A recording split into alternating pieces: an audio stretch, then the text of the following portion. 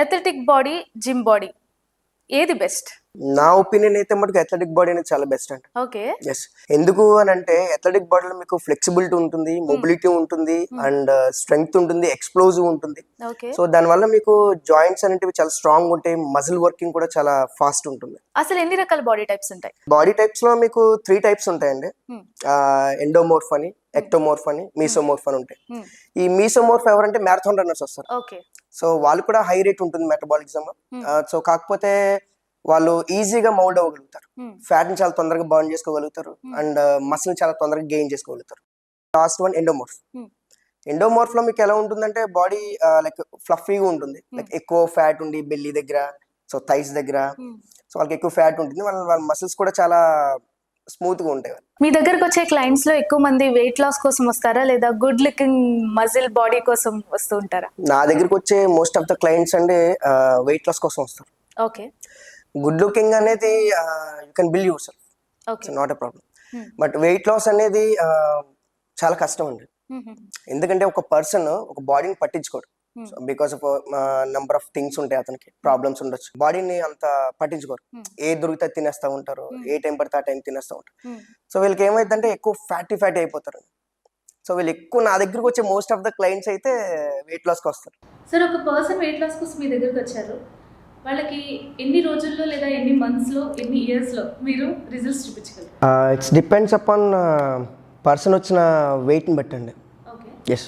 ఇప్పుడు ఐడియల్గా ఒక పర్సన్ ఒక 5'8", 5'7" ఉండి తను ఒక వెయిట్ వచ్చేసి ఐడియల్గా 72, 68 అరౌండ్ ఉండాలి. బట్ 120 kgs ఉన్నాడంటే ఇట్స్ అబౌవ్ 50 kgs అబౌవ్ ఫ్యాటే ఉంది. సో ఈ ఫ్యాట్ని ఎన్ని సంవత్సరాల నుంచి ఆయన బాడీలో స్టోర్ చేస్తున్నాడు. సో దాన్ని కరిగించాలంటే అది మంత్స్లో సరిపోదు.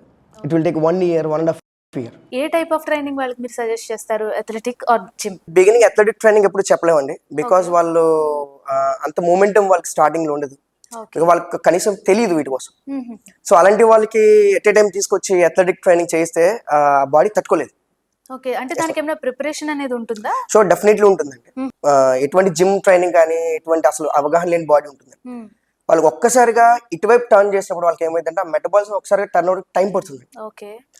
సో వాళ్ళకి ఏంటంటే మెల్లిమెల్లిగా ప్రతి మూమెంట్ ఎలా చేయాలి, and at the same time బాడీలో ఫ్లెక్సిబిలిటీని, మొబిలిటీని పెంచుతూనే ఎటువంటి ఇంజురీస్ అవ్వకుండా సో మేము ట్రైన్ చేస్తూ ఉండాలి. అండ్ దెన్ మేము అథ్లెటిక్స్ ట్రైనింగ్ కి కావాలి అనుకుంటే and then will shift it. Okay. అవును. సో వాళ్ళ చాయిస్ బట్ కూడా మీరు మూవ్ అవుతారు? ఖచ్చితంగా డెఫినెట్లీ. క్లయింట్ ఎలా ఉన్నాడు, ఇంతకు ముందు ఏమైనా జిమ్ టచ్ ఉందా లేదా, ఇంతకు ముందు చేశారా చేయలేదా, అసలు జిమ్ గురించి అసలు ఎటువంటి అవగాహన లేదా చూస్తాం. అండ్ దెన్ క్లయింట్ ఎటువంటి సిచ్యువేషన్ లో ఉన్నాడు చూస్తాం. మొబిలిటీ ఉందా, ఫ్లెక్సిబిలిటీ ఉందా, ఎనీ ఇంజురీస్ ఉన్నాయా, ఏదైనా మెడికల్లీ వాళ్ళు ఏమన్నా ఆపరేషన్స్ గుండా వెళ్ళి వచ్చారా, ఇవన్నీ చూస్తాం మేడం.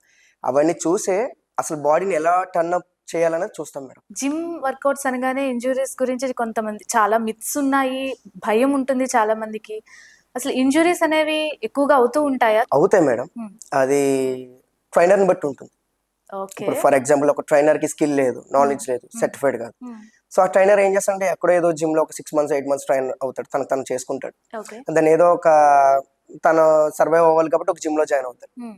సో అలాంటి వాళ్ళు నమ్మి కొంతమంది ఏంటంటే తెలియని వాళ్ళు వెళ్ళి సో అలాంటి వాళ్ళ చేతిలో పడినప్పుడు ఇంజురీస్ డెఫినెట్లీ అవుతాయి. మరి అతను సర్టిఫైడా కాదా అంత ఎలా తెలుసుకోవాలి? అసలు బెస్ట్ కోచ్ ని ఎలా సెలెక్ట్ చేసుకోవాలి? అది వచ్చేసి క్లయింట్ చేతిలో ఉంటదండి. క్లయింట్ ఖచ్చితంగా అడగాలి, ఏ జిమ్ కి వెళ్ళినా ఎలా వెళ్ళినా మీరు సర్టిఫైడా కాదా, చేస్తే ఎక్కడ చేశారు, మీరు ఎంత నాలెడ్జ్, ఎంత ముందు ఎంతమంది మీరు ట్రైన్ అప్ చేశారు, వాళ్ళ రిజల్ట్స్ ఏంటి, ఖచ్చితంగా అడిగి తెలుసుకోవాలి. ఓకే.